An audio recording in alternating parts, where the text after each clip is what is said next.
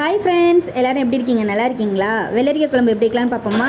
வெள்ளரிக்காவை cut பண்ணி வச்சுக்கோங்க. அது கூட வெங்காயமும் தக்காளி பழமும் வச்சு மூணையும் சேர்த்து தண்ணி ஊற்றி வேக வச்சுக்கோங்க. அது ஒரு கரைக்கு வேகட்டும். அதுக்கப்புறம் மசாலா ரெடி பண்ணிக்கலாம். மசாலாவுக்கு வந்து தேங்காய், மஞ்சள் பொடி, ஜீரகம், பூண்டு, கொஞ்சோண்டு இஞ்சி, அப்புறம் மிளகாய். வத்தல் பொடி சேர்க்குறவங்க வத்தல் பொடி சேர்த்துக்கோங்க, மிளகாய் சேர்க்குறவங்க மிளகாய் சேர்த்துக்கோங்க. இன்றைக்கி மிளகாய் சேர்த்து தான் அரைக்க போகிறேன். அரைச்சி வச்சுக்கோங்க. அதுக்கப்புறம் வெந்துட்டு இருக்கிற வெள்ளரிக்காயில் கொஞ்சம் புளி கரைச்சி ஊற்றிக்கோங்க. அதுக்கப்புறம் அரைச்சி வச்ச மசாலா இதை எல்லாத்தையும் சேர்த்து ஊற்றிக்கோங்க. ஊற்றி நல்லா கொதிக்க வச்சு தேவையான அளவு தண்ணி போட்டு கொதிக்க வச்சுக்கோங்க. அதுக்கப்புறம் தாளித்து அதில் ஊற்றினா வெள்ளரிக்காய் குழம்பு ரெடிங்க. இது வந்து நீங்கள் மஞ்சள் கலரில் இருக்குது, நாங்கள் ரெட் கலரில் தான் சாப்பிடுவோம்னா மிளகுக்கு பதிலாக வத்தல் பொடி போட்டுக்கோங்க.